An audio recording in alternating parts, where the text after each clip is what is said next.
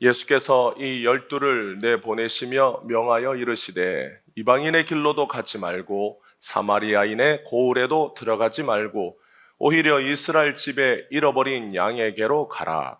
가면서 전파하여 말하되 천국이 가까이 왔다 하고 병든 자를 고치며 죽은 자를 살리며 나병 환자를 깨끗하게 하며 귀신을 쫓아내되 너희가 거저 받았으니 거저 주라. 너희 전대에 금이나 은이나 동을 가지지 말고 여행을 위하여 배낭이나 두벌 옷이나 신이나 지팡이를 가지지 말라. 이는 일꾼이 자기의 먹을 것 받는 것이 마땅함이라. 아멘. 할렐루야.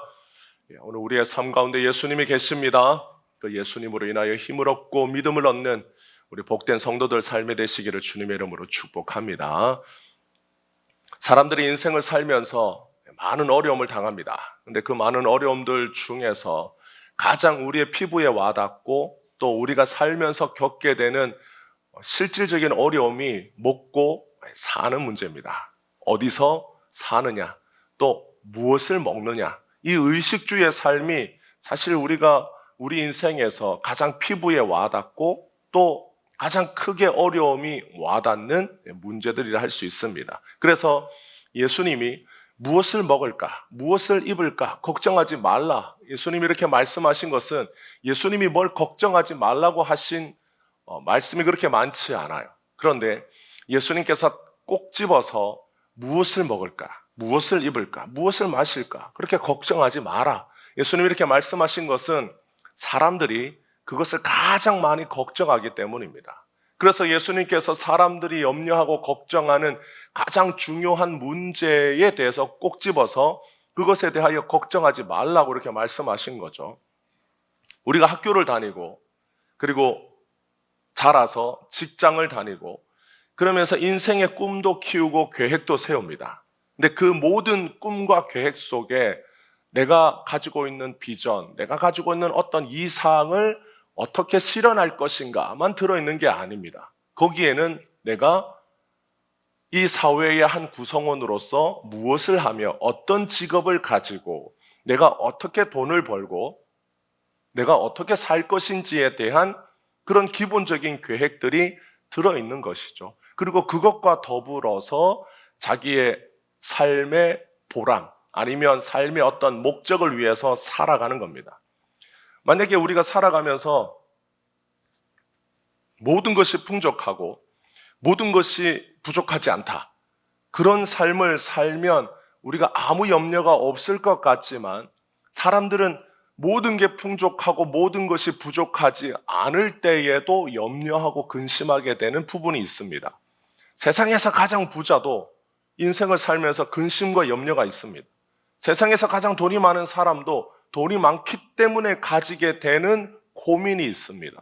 그리고 돈이 많아도 그 돈을 제외한 부분들, 자기가 넘치도록 가지고 있는 부분을 제외한 부분에서 염려와 근심이 없는 사람은 없어요. 그래서 우리의 삶을 보면, 인생을 보면 항상 무엇인가 부족하고 무엇인가 모자란 듯 사는 삶이기 때문에 우리는 아이러니하게도 오히려 감사하고 살 수 있는 삶이 인생이라고 말할 수 있을지 모릅니다. 예수님의 제자로서, 예수님의 일꾼으로서 살아간다. 내가 예수님의 제자다. 내가 예수님의 일꾼이다. 이렇게 살아가면서 우리가 이 세상에서 겪고 살아가는 문제들 중에 나는 예수님의 제자이기 때문에 먹고 사는 문제에 있어서 나는 아무 근심과 걱정을 하지 않아. 그런 사람은 없습니다. 우리가 그런 문제에 초월해 있지 않아요. 내가 예수의 제자로 산다고, 내가 예수의 일꾼으로 산다고 해서 먹고 사는 문제에 대하여 우리들이 모두가 다 초월해 있지 않아요. 예수님을 위해서 평생을 헌신하는 선교사는 늘 재정이 부족합니다. 선교사님들 중에 나는 재정이 너무 넉넉해서 선교사에 가는데 아무 문제가 없어요. 그런 선교사님은 없어요. 목사로서 돈이 부족하지 않는 삶을 사는 이들은 그렇게 많지 않습니다. 성도라고 해서 모두가 다 재정의 문제에 있어서 나는 믿음으로 살아갑니다 라고 말하는 것도 아닌 거죠. 예수님을 믿는 성도로서 우리가 이 땅에 살면서 겪는 많은 문제들 가운데 오늘 우리가 읽은 이 본문이 우리에게 예수님을 믿는 믿음으로 사는 은혜를 가르쳐주는 복된 본문이 되기를 축복합니다. 예수님은 제자들을 가르치실 때 그들이 예수님의 사람으로, 예수님이 부르신 제자로, 일꾼으로 살아가면서 어떤 삶의 기준으로 살아가야 하는지를 예수님이 가르쳐 줍니다. 예수님이 제자들에게 많이 강조하신 것이 있는데 그건 믿음이었어요. 그래서 그 믿음에 대하여 제자들에게 말씀하실 때 그 믿음이 제자들에게 어떤 삶의 문제가 있을 때나 난관이 있을 때 어떻게 살아야 하는지에 대한 기준이 되고 어떻게 행동해야 될지에 대한 바로미터가 됩니다. 그 믿음은 결국 누구에 대한 믿음이겠습니까? 예수님에 대한 믿음이에요. 그러니까 예수님께서 제자들에게 어떤 문제가 있을 때 믿음이 작으냐? 라고 예수님이 이렇게 말합니다. 너희가 어찌하여 믿음이 없느냐? 근데 그 믿음은 결국 누구에 대한 믿음입니까? 예수님에 대한 믿음이에요. 그러니까 예수님이 제자들이 어떤 문제를 만났을 때 그 문제를 해결하고 문제를 풀어가는 기준이 뭐냐? 그게 예수님이었어요. 그러면 예수님이 어떻게 인생의 문제와 목회의 문제와 사역의 문제와 우리가 살아가는 먹고 사는 문제에 있어서 기준이 되어 주시느냐라고 생각해야 한다면 예수님이 어떤 분이시냐에 달려 있는 것이죠.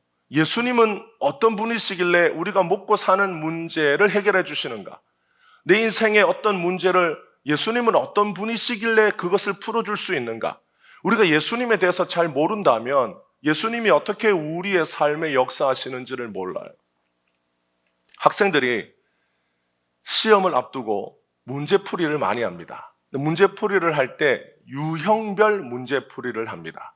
쉬운 것부터 나중에는 복잡한 부분, 여러 개의 문제 유형이 섞여 있는 것. 그래서 많은 문제를 풀어보는 것은 여러 가지 문제 유형을 파악해서 어떤 문제를 딱 보면 이 문제는 어떤 유형의 문제다라고 파악할 수 있도록 하기 위해서 문제집 풀이를 많이 시키는 걸. 그러니까 기본적인 유형이 있는 거겠죠. 문제에 있어서. 그래서 수학을 풀던 국어를 풀던 영어를 풀던 다 그 문제 기본 유형을 먼저 습득하고 변형된 문제를 푸는 겁니다. 예수님이 우리의 삶에 역사하실 때 예수님이 어떤 분이신지를 모른다면 예수님이 어떻게 우리의 삶에 역사하시는지도 몰라요. 예수님은 좋으신 분이신지 그렇지 않은 분인지, 예수님은 전능한지 아니면 예수님은 부분적으로만 전능한지, 예수님의 지혜는 한이 없으신지 아니면 예수님의 지혜는 제한적인지, 예수님은 어떤 일을 하실 때 그 일의 시작과 끝을 다 아시는지 아니면 예수님도 시작해보고 부분적으로 그때그때마다 땜빵하면서 일을 이루어 가시는지, 예수님은 자신을 따르는 성도들의 모든 삶을 알고 계시는지 말해주지 않으면 모르는지, 여러분 예수님에 대하여 우리가 모르면 우리가 예수님이 어떻게 우리의 삶에 역사하시는지를 몰라요. 그래서 예수님께서 제자들을 데리고 다니시면서 예수님을 보여주셨어요. 내가 하는 걸 잘 봐라. 내가 누군지를 잘 봐라. 내가 어떤 존재인지를 보라고 예수님이 제자들을 데리고 다니면서 보게 해줍니다. 그게 예수님의 제자 훈련이었어요. 그래서 예수님이 믿음이 없는 자들아, 믿음이 적은 자들아, 너희가 어찌하여 믿음이 없느냐라고 할 때 그 말씀의 본질은 너희가 여전히 내가 누구인지를 잘 모른다라는 예수님의 말씀이었습니다. 제자들은 예수님이 부르신 삶을 살면서 제자들은 자기 자신들을 어떻게 이해했냐면 스스로 믿기를 자신들은 예수님이 보내신 일꾼이라고 믿었어요. 일꾼을 부르시고 보내신 분이 일꾼을 책임진다라고 하는 믿음이 제자들에게 있었습니다. 그리고 그 믿음은 제자들이 천국 갈 때까지 예수님의 사람으로 살아가는 원동력이 되고 힘이 되었어요. 그러니까 제자들은 어떻게 제자의 삶을 살았느냐? 나는 예수님이 부르신 사람, 나는 예수님이 보낸 사람, 나는 예수님의 일꾼, 그래서 예수님이 나를 보내신 분이 나의 모든 삶을 알고 있다라고 하는 이 믿음으로 살 수 있었기 때문에 여러 가지 어려움과 난관이 있어도 그것을 이겨낼 수 있는 원동력이 바로 자기가 누구인가에 대한 정체성이 분명했기 때문입니다. 제자들을 포함해서 모든 사람들이 살아가면서 느끼는 가장 기본적인 문제, 의식주에 대한 문제는 뭘 먹을지, 뭘 입고 살아야 할지, 어디서 자야 할지에 대한 고민입니다. 근데 이 모든 고민을 쉽게 해결해 주는 게 뭘까요? 돈입니다. 이 모든 고민을 돈이 있으면 해결해 줘요. 그런데 예수님께서 오늘 제자들을 전도하러 보내실 때, 전도하러 보내시면서 먹어야 하고 입어야 하고 잠을 자야 할 때 필요한 돈을 가지고 다니지 말라고 예수님이 정하시고 제자들을 전도하러 보내셨어요. 그래서 제자들은 전도하러 가면서 전대에 자기들의 주머니에 돈을 가지고 다니지 못했습니다. 예수님이 제시하신 방법이 있습니다. 그게 뭐냐면 어느 마을에 들어가게 되면 그곳에서 합당한 사람을 찾아라. 그리고 그 마을을 떠나기 전까지 그 사람 집에 머물면서 숙식을 해결하라고 예수님 말씀하신 거예요. 합당한 사람이라 누굴까요? 어느 마을에 들어가서 제자들은 제일 먼저 뭘 해야 됩니까? 자신들이 먹고 잘 수 있는 합당한 사람을 찾고 그의 집에 가는 거였어요. 결국 합당한 사람이란 제자들이 묵을 수 있는 멀쩡한 집이 있는 사람, 그리고 제자들에게 먹을 것과 입을 것을 제공해 줄 수 있는 돈 있는 사람이 합당한 사람입니다. 그러면 모든 마을과 모든 도시에 그런 합당한 사람이 있었느냐? 만약에 그런 사람을 찾지 못하면 제자들은 굶어야 합니다. 냄새나는 옷도 빨아입지 못하게 됩니다. 그냥 그것을 입고 몇 날 며칠 살아야 합니다. 그리고 예수님이 제자들에게 병자 고치는 권능, 귀신을 쫓아내는 권능을 주셨어요. 그리고 만약에 병든 사람이나 귀신 들린 자를 고치게 되면 아무것도 그 일에 대한 대가를 받지 말라고 예수님이 규정을 정하셨어요. 그래서 이 규정을 지키면서 전도 여행을 해야 합니다. 그래서 제자들은 먹고 입고 자는 문제를 스스로 해결하지 못하고 긴 전도 여행을 해야만 합니다. 그러니까 돈이 있으면 자기들이 하면 돼요. 예수님께서 재정을 전도 여행 갈 테니까 재정을 먼저 세우자. 재정 계획을 세우자. 여러분, 우리가 어떤 일을 할 때 조금이라도 어떤 일을 해본 사람은 기간을 정하고 인력을 정하고 재정을 정합니다. 무슨 일을 얼마의 사람을 들여서 얼마의 재정으로 어떤 기간 동안 할 것인가. 건물을 지을 때도 공기가 있고 건물을 짓기 위한 기본적인 들어가는 돈이 있고 필요한 인력을 세웁니다. 이게 가장 기본적인 것 아니겠어요? 그런데 예수님이 제자를 보내는 이 전도 여행을 하면서 재정 계획을 세우지 않았어요. 재정 계획을 세우지 않으니까 제자들이 스스로 할 수 있는 일이 없었습니다. 의지해야 되고 누군가에게 기대야 되는 그런 삶을 살았어요. 왜 예수님은 제자들을 이런 방식으로 보내실까요? 왜 제자들이 스스로 먹고 자고 입는 문제를 해결하지 못하고 누군가를 의지하도록 만드셨는가? 성도들이 이 본문을 보면서 나는 예수님의 제자가 아니니까, 나는 사도가 아니니까, 나는 전도자의 삶을 사는 게 아니니까, 나는 말하자면 목회자나 선교사와 같은 삶을 살지 않으니까 나는 이런 예수님이 제자들을 보내신 방식과는 거리가 멀다라고 생각한다면 오늘 본문은 성도들이 읽지 않아도 되고 그냥 건너뛰어도 되는 거죠. 설교를 듣지 않아도 돼요. 오늘 이 말씀이 선교사에게만 해당되고 목회자, 전임으로 살아가는 그런 사역자들에게만 해당이 되고 나는 그냥 평신도니까, 나는 그냥 세상 직업 가지고 있으니까 나는 이 본문하고 이 예수님이 제자들을 보내신 이 본문하고 나는 별로 상관없어 라고 생각한다면 오늘 설교를 듣지 않고 오늘 본문을 읽지 않고 그냥 성경책에서 이 본문 보면 넘어가면 됩니다. 그러면 이 본문은 특정한 사람들에게만 해당하는 걸까요? 아니면 예수님께서 모든 사람들에게, 모든 성도들에게, 모든 예수님을 따르는 사람들에게 다 적용되도록 하시는 말씀일까요? 예수님은 분명히 전도라는 사역만을 위해서 이런 방법을 말씀하신 것이 아닙니다. 예수님은 예수의 사람이라면, 예수님이 부른 사람이라면 누구나 다 이 땅에서 살아가면서 잊지 말고 기억해야 할 삶의 기준에 대하여 가르쳐 주신 본문이 오늘 본문입니다. 예수님은 제자들에게 먹고 자고 입어야 하는 모든 것을 스스로 준비하지 말라고 한 이유는 제자들이 일꾼이기 때문입니다. 여러분은 여러분 자신을 누구라고 생각합니까? 여러분은 스스로 여러분의 정체성을 어떻게 규정합니까? 여러분을 누가 불렀습니까? 예수님이 여러분을 불렀습니까? 아니면 여러분들이 자의적으로 예수님 앞에 왔습니까? 여러분은 예수님이 부르신 성도라고 여러분들이 믿는다면 예수님이 여러분을 세상에 보내신 분이라는 것도 믿으십니까? 예수님이 여러분을 부르시고 예수님이 여러분을 이 세상에 보내신 분이라고 믿는다면 여러분들은 예수님의 일꾼입니다. 그것이 우리가 가지고 있는 정체성. 그래서 우리는 성도라고 하는 정체성에 대해서는 잘 알지만 성도라고 불리는 걸 당연하게 생각합니다. 그러나 일꾼이라고 불리는 것에 대해서는 고개를 약간 갸우뚱해요. 나는 그냥 직장인인데, 나는 그냥 자영업자인데, 나는 그냥 주부인데 내가 예수님의 일꾼인가? 교회 와서 일을 하면 교회의 일꾼이고 내가 교회 와서 일을 하지 않으면 나는 일꾼이 아닌가? 직분이 없으면 일꾼이 아닌가? 성도는 제자이면서 예수님이 부르신 일꾼입니다. 그러니까 성도라고 하는 이름 속에는 일꾼이라고 하는 정체성도 들어있고 예수님의 신부라고 하는 정체성도 들어있고 하나님의 백성, 하나님의 자녀라고 하는 정체성도 들어있습니다. 이 모든 것이 다 서로 연결되어 있어요.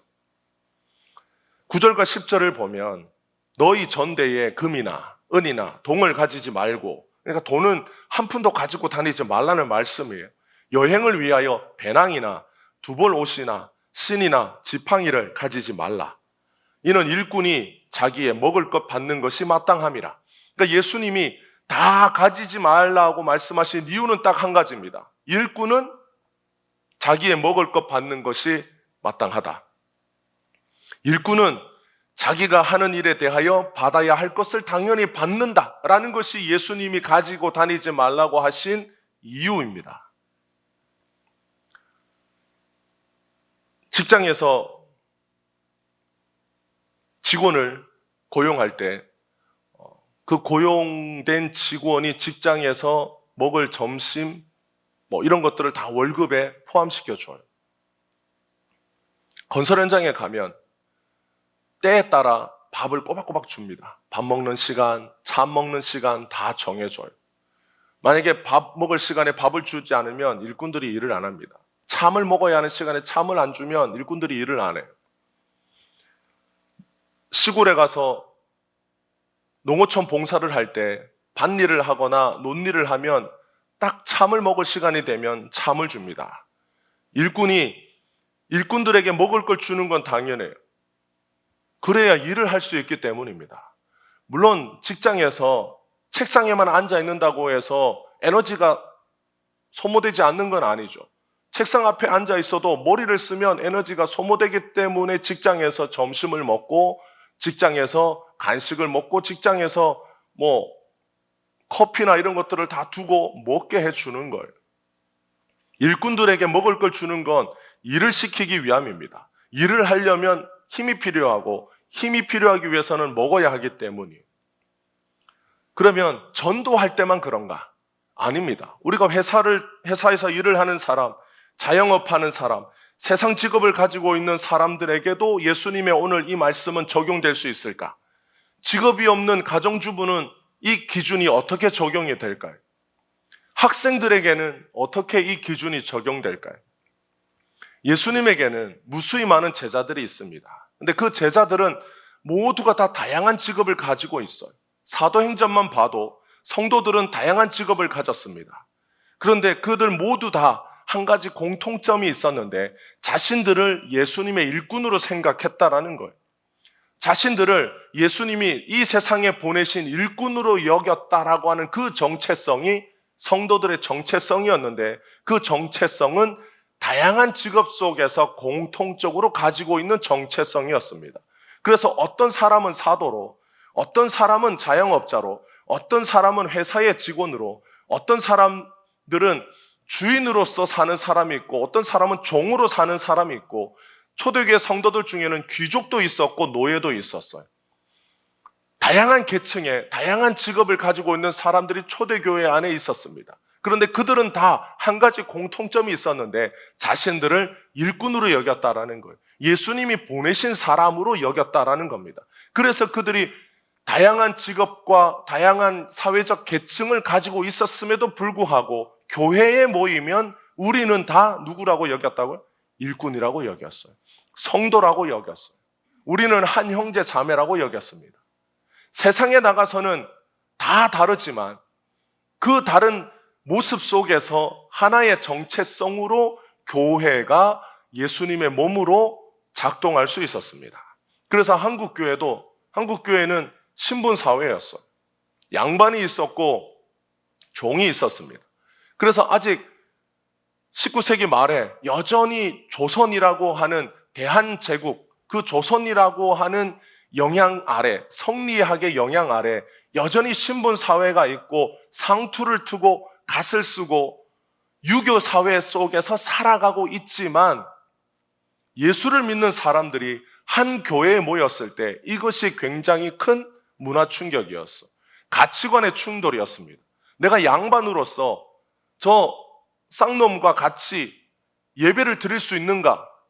이건 자신들이 지금까지 살아왔던 삶의 모든 가치관을 뒤집어 엎어야만 가능한 일이었습니다. 또 다른 정체성들이 그들에겐 필요했어요.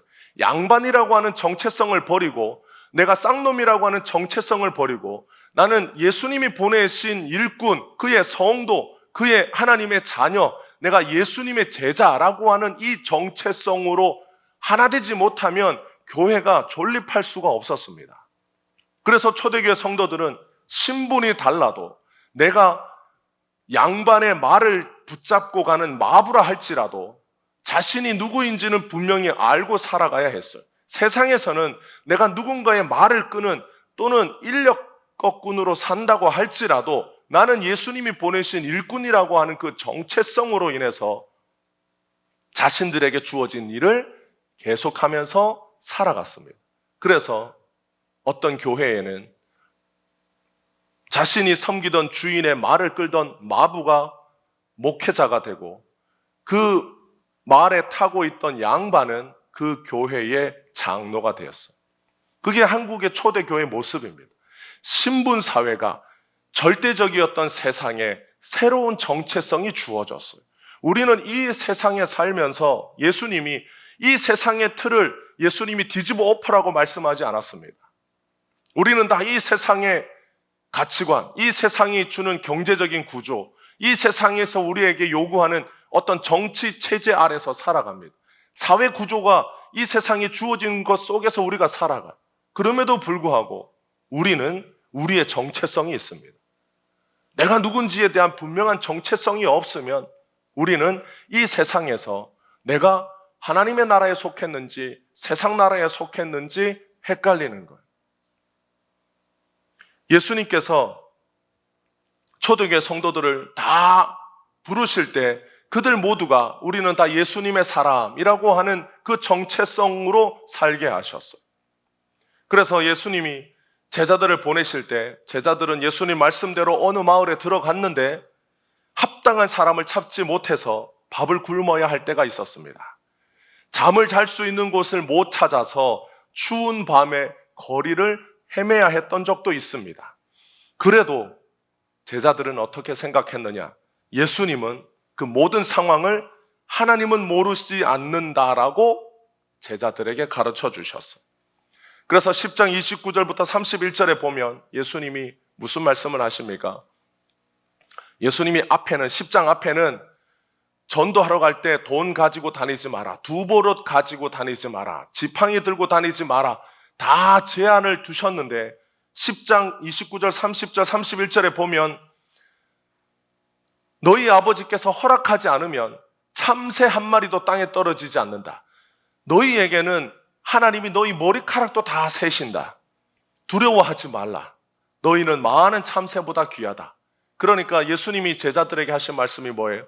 하나님은 너희의 모든 것을 다 알고 계신다 라는 말씀이었어요. 그러니까 제자들이 전도하러 가서 배가 고파서 먹지 못하여 배가 고플 때도 하나님은 아신다, 아시지 않는다? 하나님은 아신다라는 거. 너희가 잠을 잘 곳이 없어서 그냥 이슬 맞고 잠을 자는 그런 상황이 온다 할지라도 하나님은 그 상황을 아신다, 모르신다? 아신다라는 거. 그러니까 두려워하지 말라라는 겁니다. 문제는 어디서 생길까요? 하나님이 아시는데 왜 이런 상황이 생기느냐라는 걸.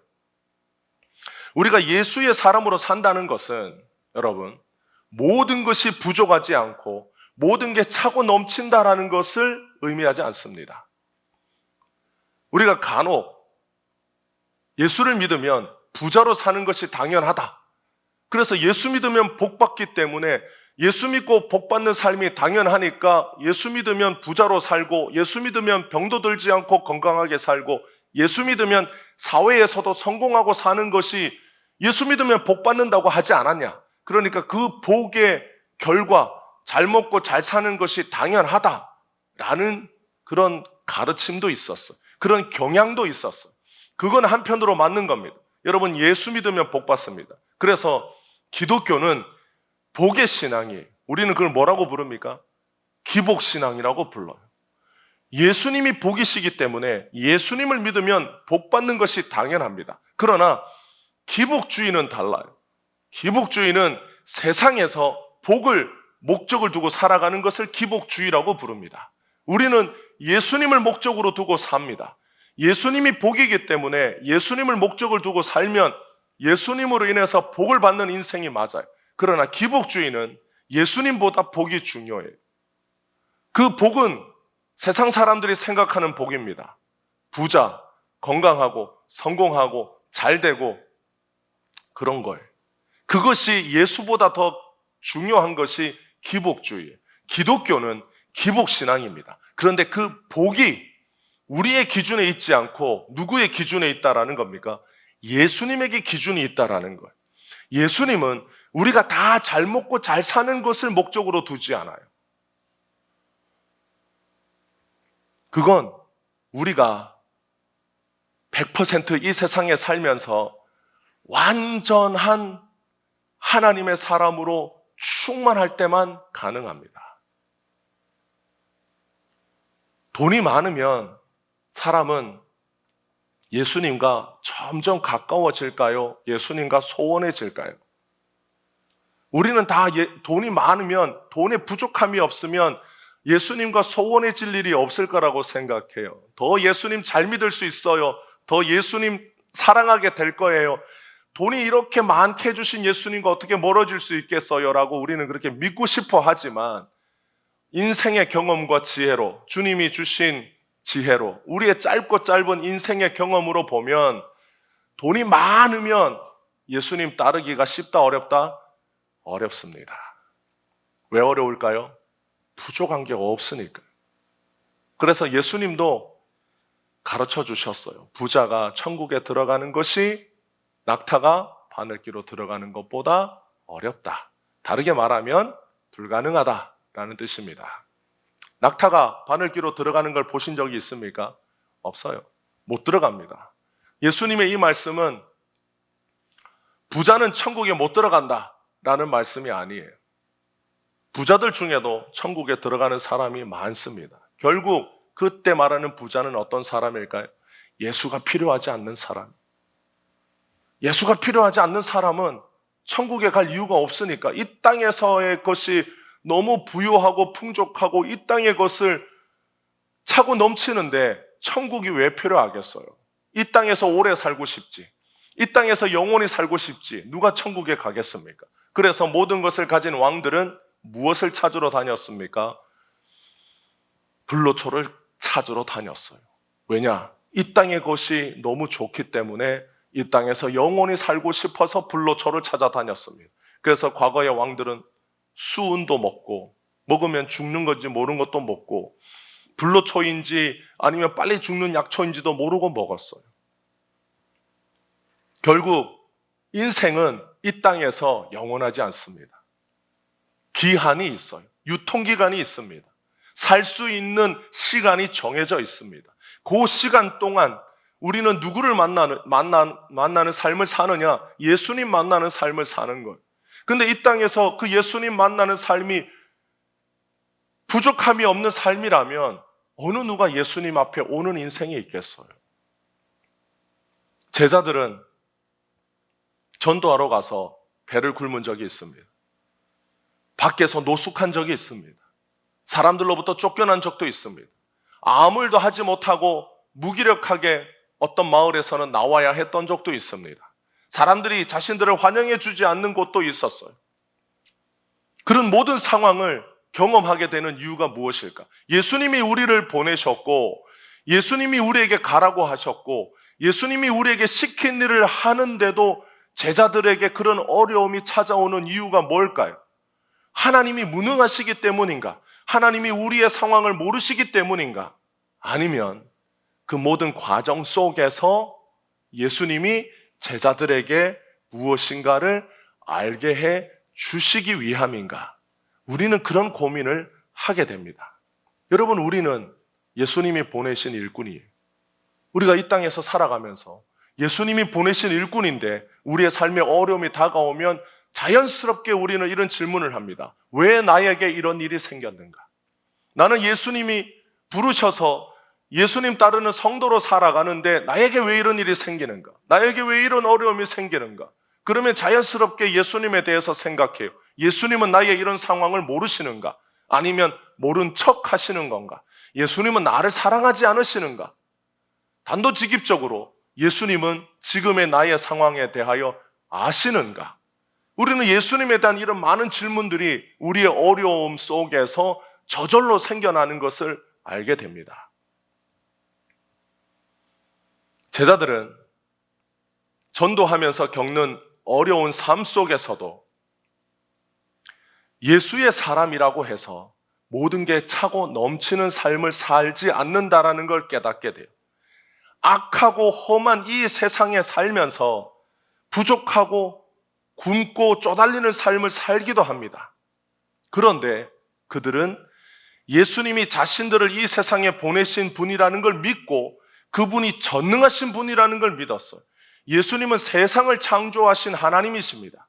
우리는 예수님의 큰 은혜로 구원을 받아 그의 성도가 되었고 그의 신부가 되었어요.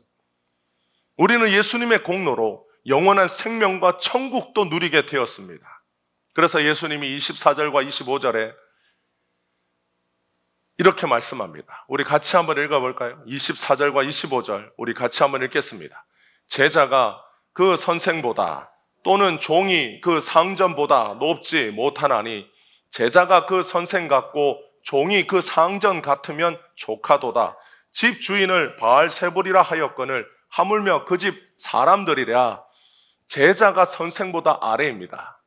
종이 그 상전보다 낮습니다. 그런데 예수님이 우리를 예수님의 신부되게 해주셨어요. 전능하신 하나님, 그분이 예수님인데 예수님이 우리의 신분을 어디까지 높여주셨습니까? 예수님의 신부의 수준까지 높여주셨어요. 성경에 남자와 여자가 결혼할 때 남녀는 하나라고 말해요. 남녀가 동등합니다. 위아래가 있지 않아요.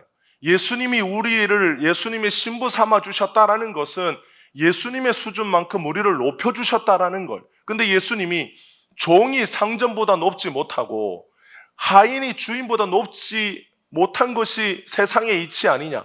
그런데 예수님이 우리를 누구만큼 높여주셨어요? 예수님만큼 높여주셨어요. 이거면 족하다. 이거면 족하지 않느냐는 거예요.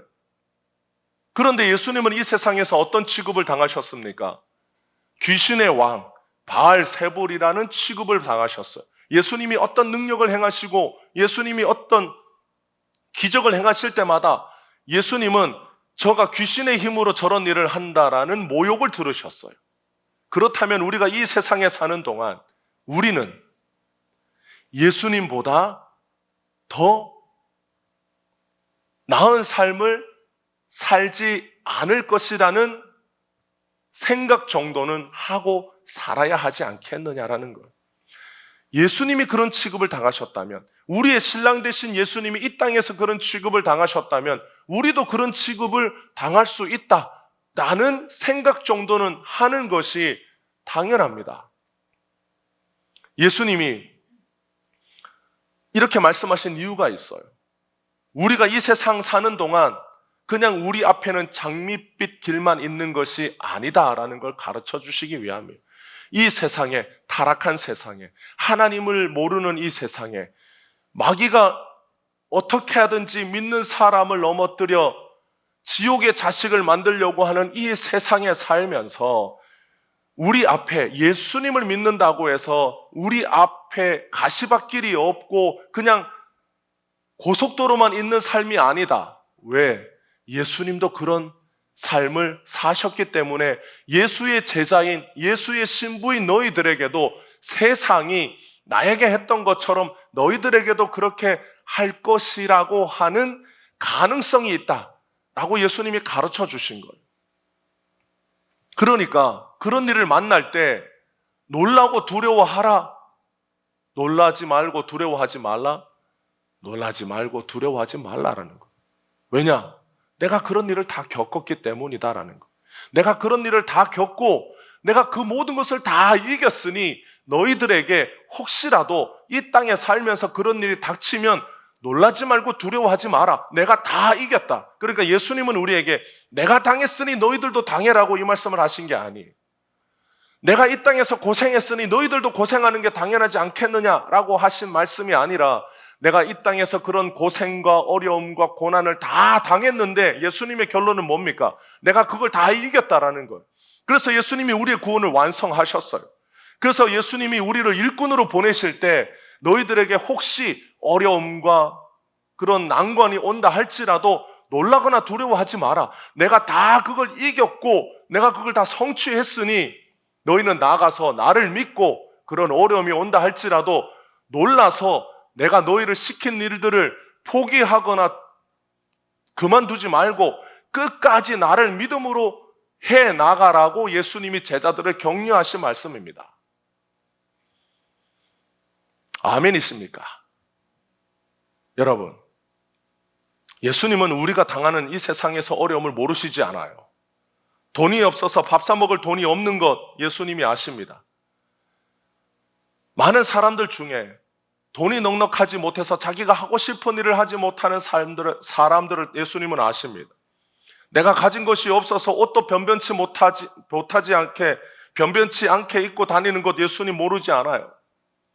내가 남들처럼 크고 넓은 집에 살 수 있는 재정이 없다라는 것 예수님이 아십니다.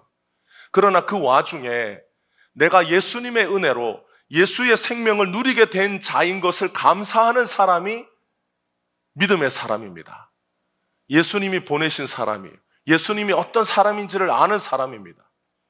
제자가 그 선생 같고 종이 그 상전 같으면 족하다.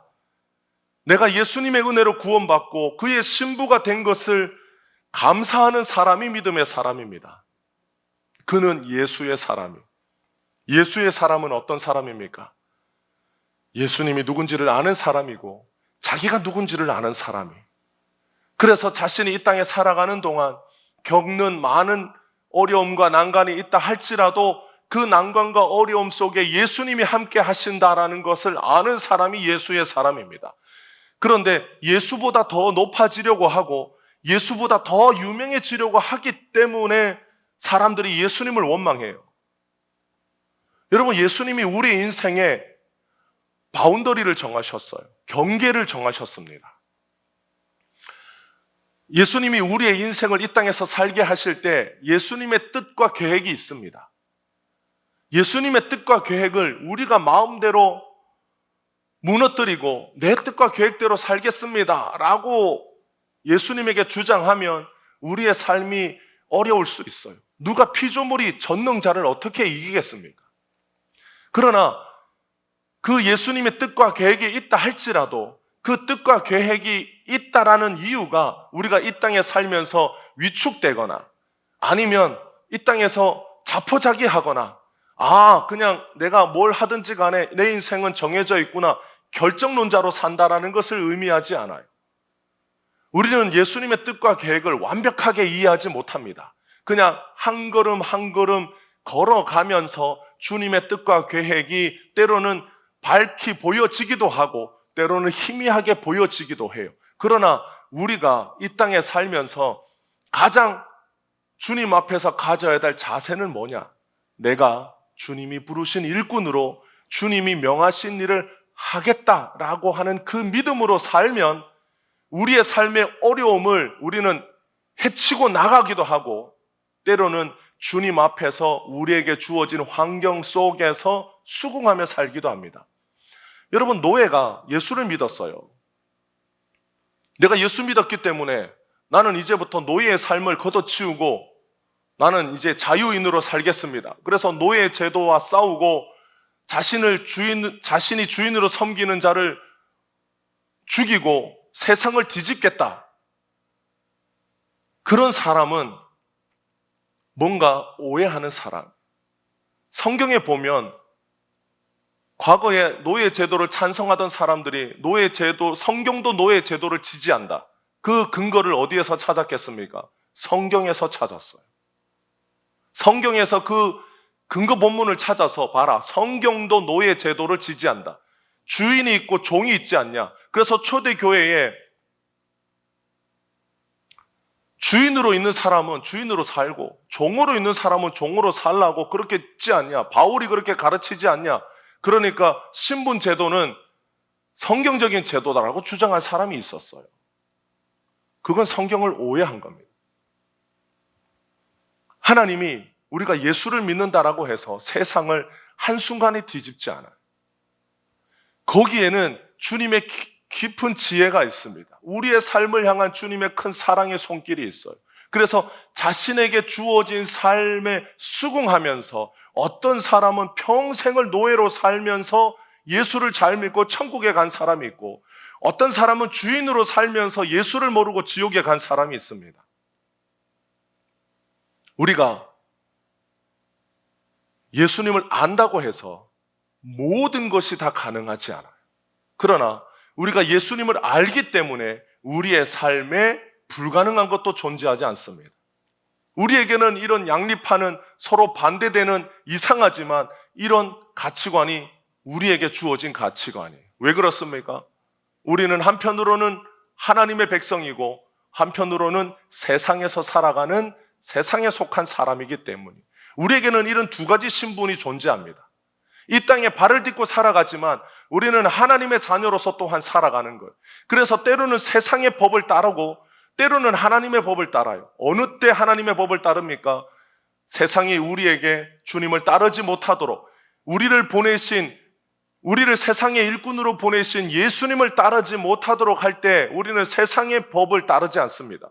비록 그 세상의 법이 우리에게 벌과 어떤 그에 따른 처벌을 준다 할지라도 우리는 그 처벌과 법을 감수하면서도 예수를 따릅니다.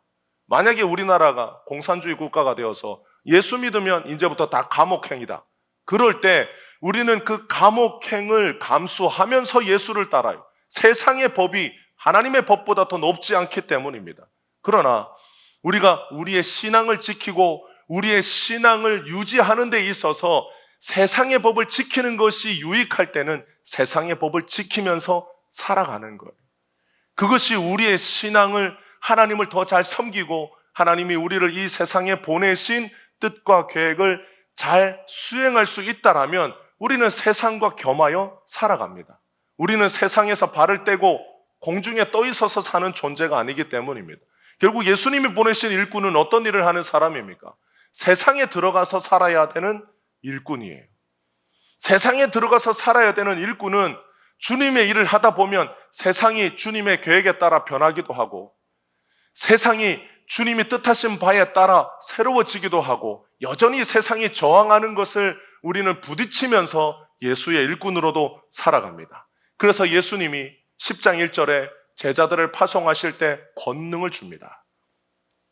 10장 1절에 보면 예수께서 그 12 제자들을 부르사 더러운 귀신을 쫓아내며 모든 병과 모든 약한 것을 고치는 권능을 주셨습니다. 예수님의 제자들이 받는 권능은 능력을 행사할 수 있는 힘입니다. 그래서 과거에 자기가 예수님의 일꾼으로 살겠다고 하는 사람들이 산에 올라가서 권능 받기를 힘썼어요. 그래서 능력 받는 기도, 능력이 있어야 주의 일을 할 수 있다. 왜냐? 10장 1절에 보면 예수님이 제자들에게 권능을 주셨기 때문에 권능을 받아야 예수님의 일을 할 수 있다라고 믿었던 사람들이 산에 올라가 금식하면서 주님 앞에 능력 달라고 나무 뿌리 뽑고 기도했어요. 그러면 예수님의 일꾼으로 살기 위해서 이 권능은 필수적인 걸까요? 우리가 예수님의 일꾼이라면, 이게 필수적이라면, 우리가 예수님의 일꾼이라면 우리도 권능을 받아야 돼요. 이 권능의 본질은 뭡니까? 기적을 행사하는 힘일까요? 아닙니다. 9장 38절에 보면 예수님이 추수하는 주인에게 추수할 일꾼을 보내주소서 하라고 예수님이 제자들에게 말씀하셨어요. 그래서 추수할 일꾼을 보내주소서, 추수할 일꾼, 추수하는 분의 뜻대로 일할 사람들을 불러주소서. 그리고 그 다음에 예수님이 제자들에게 권능을 줍니다. 즉, 이 권능은 추수하시는 분이 추수할 일꾼들을 부르실 때 추수하는 자의 뜻에 따라 일할 사람들에게 주시는 힘이에요. 이 권능을 줘서 뭘 하게 하시느냐? 예수님이 자신의 뜻대로 일할 사람들에게 주시는 힘입니다. 그러니까 권능의 본질은 능력을 행사하는 데 초점이 있는 것이 아니라 주인이 시키는 대로 하기 위하여 필요한 것이 권능이에요. 천국이 임했을 때 그 천국 되시는 예수님이 임하시면 병든 자, 귀신 들린 자가 고침을 받고 귀신들이 쫓겨나가는 일들이 일어난다. 내가 너희들을 일꾼으로 보내는데 나아가서 천국이 가까이 왔다라고 해라. 예수님이 이 세상에 오셨다라고 증거해라. 그런데 이것을 증거할 때에 병든 자도 고침받고 귀신 들린 자도 쫓겨나간다. 그러니까 이 일을 하기 위하여 힘이 필요하다. 능력이 필요하다. 그래서 내가 너희에게 준다라는 거예요. 예수님의 일꾼은 예수님이 하라고 하시는 일을 해야 합니다. 그런데 예수님의 일꾼은 무지하고 무능력해요. 권능을 주신 예수님의 제자들의 이름이 2절, 3절에 나옵니다. 4절에 나와요. 12명의 이름이 나옵니다. 예수님이 권능을 주신 사람들의 이 이름의 목록 중에 내세울 만한 사람이 없었어요. 다 어떤 사람들이냐? 무지하고 무능력한 자의 대표적인 이름이 이 12명의 이름입니다. 그 중에는 예수를 판 자도 있었어요. 예수를 팔았던 가룟 유다는 권능을 받았겠습니까? 안 받았겠습니까? 받았습니다. 가룟 유다도 예수님이 권능을 주실 때 예수님의 권능을 받았어요. 가룟 유다도 마을에 들어가서 병든 자를 고쳤습니다. 가룟 유다도 귀신을 쫓아냈어요. 그러나 가룟 유다는 예수님을 모르는 자였어요. 그는 부름을 받지 않은 자였어요. 그는 천국에 가지 못하는 자였어요. 예수님도 그를 보고 차라리 나지 않았으면 좋았을 사람이라고 예수님이 말씀하셨어요. 권능이 예수의 사람이 되는데 필수적인 게 아닙니다. 가룟 유다도 권능 받고 병 고치고 귀신을 쫓아내었으나 가룟 유다는 지옥에 갔어요. 그러니까 권능은 결국 사람들이 그렇게 받기 원하는 능력은 병도 고치고 미래도 예언하고 귀신도 쫓아내는 이 힘은 부르신 자의 일을 하는 데 있어서 필요한 도구이지 그 자체가 목적이지 않아요. 그러나 수많은 사람들이 이것을 목적을 삼아 산에 올라가서 능력 달라고 기도했습니다. 그래서 결국 예수보다 자기 이름 높아지는 것을 좋아했어요. 여러분, 12명의 제자들 중에는 가룟 유다도 있었다라는 걸 알아야 돼요. 그도 권능받은 사람이라는 걸 알아야 돼요. 결국 믿음의 사람, 예수의 일꾼은 어떤 사람인가? 주님이 시키면 시키는 일을 하는 사람이. 내가 능력이 없으면 나를 보내신 분이 능력 주실 것을 믿는 사람입니다. 내가 무지하면 나를 보내신 분이 내가 무지한 걸 모르고 보냈겠어요? 내가 능력이 없는 걸 모르고 예수님이 보냈겠습니까? 예수님은 내가 무지한 것도 알고 무능력한 것도 알고 힘이 없는 것도 알고 가난한 것도 알아. 그런데 예수님이 나를 일꾼으로 불러서 세상에 보내었습니다. 만약에 예수님이 내가 무지한 것도 모르고 무능력한 것도 모르고 내가 세상에서 별 볼 일 없는 사람인 것을 모르고 보내셨다면 예수님이 무능한 걸. 그러나 예수님은 전능하신 분입니다. 그분이 우리를 세상의 일꾼으로 보내실 때 다 알고 보내셨어요. 그래서 예수님이 보내신 일꾼은 누구를 알아야 되느냐? 나를 보내신 분은 다 알고 보내셨다라는 믿음이 필요합니다. 그래서 12명의 이 제자의 이름을 써놓은 이유는 뭐냐? 그들이 무지하고 무능한 자였으나 보내신 예수님이 그들에게 무지하고 무능력한 것을 알고 보내셨는데, 그들이 주님의 일을 하려고 할 때 무지하고 무능력하기 때문에 보내신 분이 능력 주셔서 주님의 일을 하게 하신다. 이게 일꾼의 정체성입니다. 이게 일꾼이 가져야 되는 마인드예요. 일꾼은 자기가 무지한 걸 알고 갑니다. 나는 지혜가 없다라는 걸 알고 가요. 주님이 보내신 것을 믿기 때문에 가고, 예수님이 내가 지혜 없다라는 걸 아시면서도 보내신 이유는 내 주님의 지혜가 필요할 때 주님이 지혜 주신다라는 걸 믿기 때문에 가는 겁니다. 주님이 능력이 필요할 때 능력 주실 것을 믿기 때문에 가는 거예요. 능력을 가져야만 가는 것이 아니라 우리에게 필요한 생각은, 기준은 내가 무능력하다라는 걸 고백하고 가는 거예요. 그런데 내가 무능력한데 주님이 나를 보내셨으면 보내신 분이 능력 주실 것을 또한 믿고 가는 것이 일꾼의 자세입니다. 여러분이 주님이 보내신 일꾼이라면 주님이 여러분들에게 돈이 필요할 때 돈을 줍니다. 건강이 필요할 때 건강을 줍니다. 여러분이 세상에서 성공해야 될 때 예수님이 여러분들을 우리가 감히 상상할 수 없는 지혜, 계획할 수 없는 방법으로 예수님이 우리를 성공시켜 줍니다. 그럴 때 예수님의 일꾼은 자기가 무지하고 무능력함에도 불구하고 세상에서 성공하고 어느 자리에 올라가고 자기가 무엇인가 이루었을 때 나를 보내신 분이 이루신 것이라고 고백하는 것이 일꾼의 올바른 정체성이자 자세예요. 그런데 뜬금없이 내가 잘했구나, 내가 지혜로웠구나, 내가 능력이 있었구나, 그래서 내가 이 자리에 올라왔구나, 종이 그 주인보다 높다라고 생각하는 사람입니다. 제자로서 스승보다 내가 더 나았기 때문에 내가 스승을 뛰어넘었다라고 생각하는 사람입니다. 그런 사람은 예수님이 말씀에 따르면 위아래가 뒤집힌 거예요. 자기가 누구인지도 모르고 예수님이 누구인지도 모르는 사람이에요. 그런 사람을 세상에서는 뭐라고 부르느냐? 사기꾼이라고 부르고 횡령범이라고 부릅니다. 내 것이 아님에도 불구하고 내 것인 것처럼 사용하고 그것을 자기를 위해서 사용한 사람을 세상에서는 횡령범이라고 불러요. 여러분, 횡령은 세상에서도 처벌이 커요. 예수님의 일꾼은 예수님이 시키는 일을 하기 위하여 권능도 받습니다. 예수님이 주실 것을 믿음으로 따르면 예수님이 필요한 것을 채워줍니다. 그래서 예수님을 따르는 사람은 세상에 살면서 불가능한 일도 없고, 때로는 세상에 살면서 제약 속에서도 살아가는 거예요. 이것이 믿음입니다.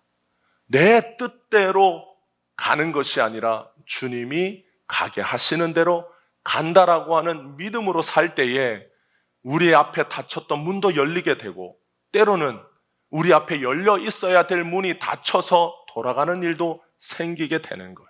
여러분, 믿음은 나의 모든 걸 주님이 아신다라는 고백이 믿음입니다.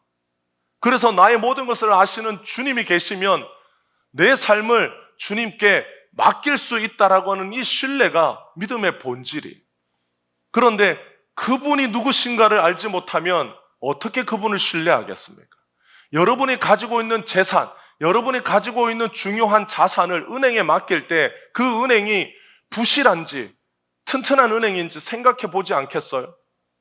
내가 가지고 있는 소중한 것을 맡길 때 그 맡기는 것을 맡길 수 있는 곳이 믿을 만한 곳인가? 아니면 내가 맡기면 파산할 곳인가? 그래서 믿지 못하면 누가 자기의 소중한 것을 맡기겠습니까? 우리가 예수님이 부실하게 느끼면 어떻게 우리 인생을 맡기겠어요? 그분을 신뢰하지 못하면 내 인생의 소중한 것을 어떻게 맡기겠어요? 그러니까 믿음은 예수님과 뗄래야 뗄 수 없는 겁니다. 그분을 아는 것이 곧 우리의 믿음의 근본이고, 그 믿음이 우리를 예수님을 따르게 하는 겁니다. 자신에게 주어진 삶에 감사하는 것은 모든 게 넘치기 때문이 아니에요. 우리가 재정도 넘치고 건강도 넘치고 모든 것이 잘 되기 때문에 감사하는 것이 아니라 나의 삶에 예수님이 함께 하심을 믿기 때문에 감사합니다.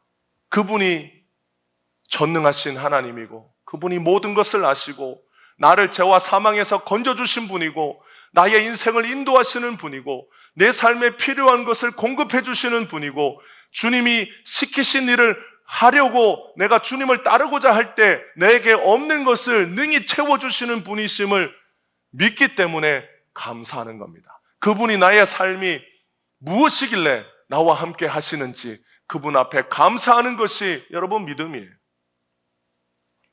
세상 사람도 모든 게 넘치면 감사합니다. 그러나 그것이 사라지면 원망합니다. 그것이 주인이기 때문이에요. 돈이 넘칠 때 감사하고 돈이 없을 때 원망하는 것은 돈이 주인이고 돈이 구원자고 돈이 예수이기 때문입니다.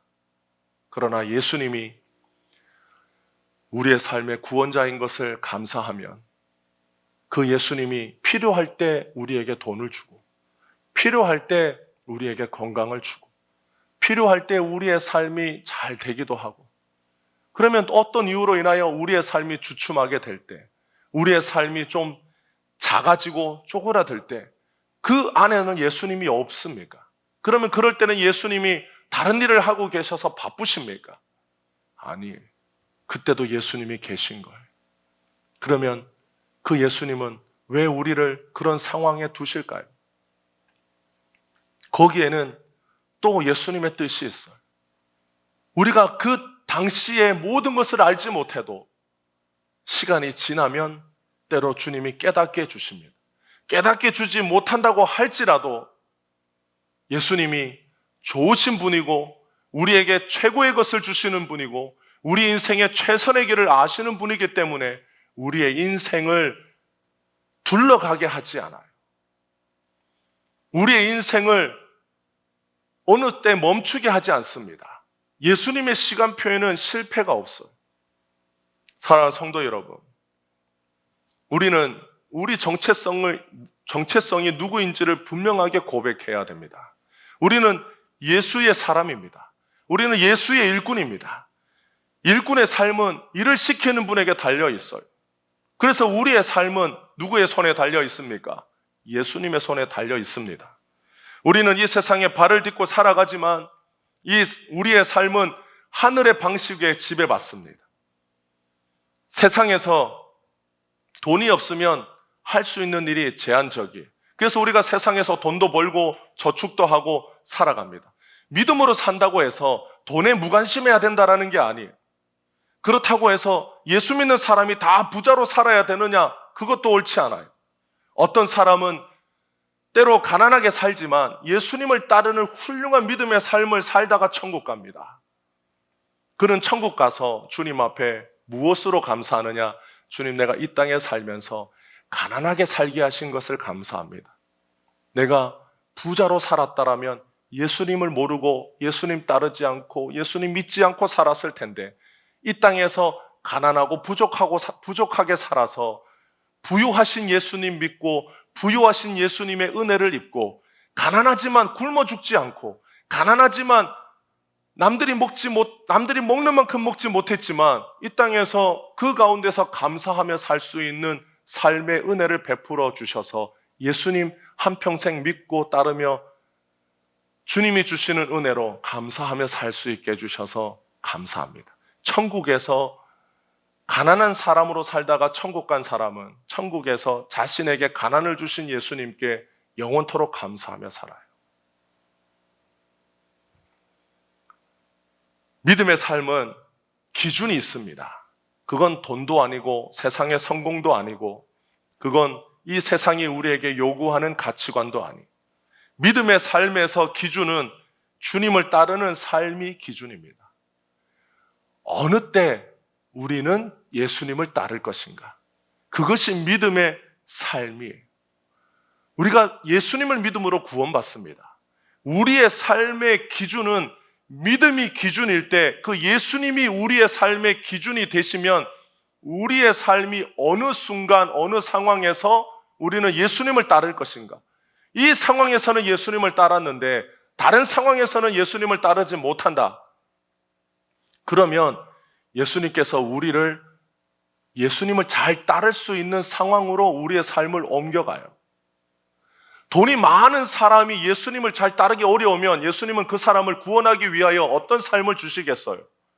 가난한 삶을 줍니다. 왜요? 이 땅에서 100년 잘 먹고 잘 살다가 지옥 가는 것보다 이 땅에서 좀 가난하게 살다가 영원한 천국 가는 것이 그 사람에게는 더 큰 복이 아니겠어요? 예수님이 그 영혼 구원하시기 위하여 이 땅에서 잠깐 가난하게 사셨어요. 그리고 영원토록 예수님과 부유한 인생 살도록 만들어 주셨어요. 이게 예수님의 놀라운 지혜고 주님이 주시는 큰 복 아닙니까? 그 사람이 부유하게 사는 것이 예수님을 잘 따르는 길이라면 예수님이 그 사람 부유하게 살게 하시는 거예요.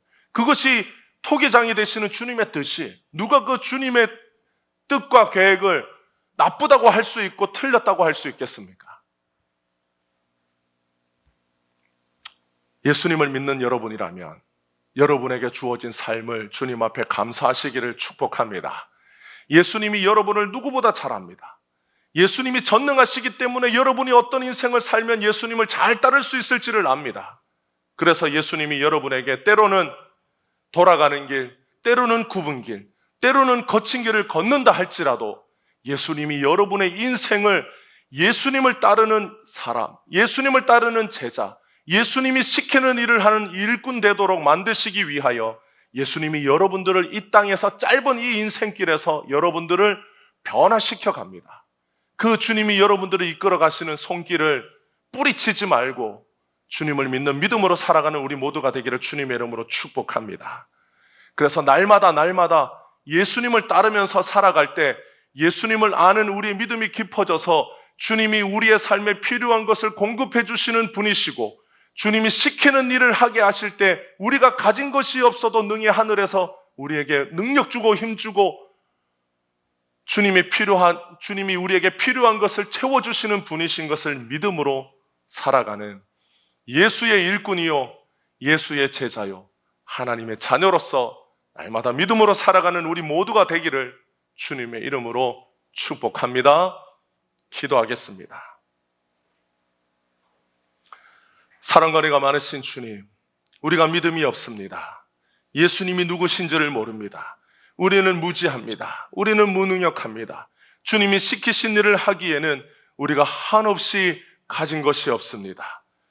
주님, 그러나 주님이 우리를 부르셨습니다. 주님이 우리를 일꾼으로 보내셨습니다. 보내신 분이 능력 주실 것을 또한 믿습니다. 보내시는 분이 채워주실 것을 또한 믿습니다. 주님이 시키신 일을 하기 위하여 주님을 따르고자 할 때 주님이 우리의 삶에 부족한 것을 채워주시는 분이요 주님이 우리의 길을 인도하시는 분이신 것을 믿습니다. 믿음으로 살아갈 수 있도록 우리들에게 예수님을 깊이 가르쳐 주시고 예수님이 어떤 분이신지를 우리에게 깨닫게 하여 주시고 그 예수님을 믿는 믿음으로 살아갈 수 있도록 도와 주시옵소서. 우리의 삶을 예수의 제자의 삶, 예수의 사람으로서 살아가는 일꾼의 삶을 살도록 우리를 부르시고 보내시는 예수님의 이름으로 기도하옵나이다. 아멘. 새롭게 하소서. 말씀으로 성령으로 주의 교회를 부르시기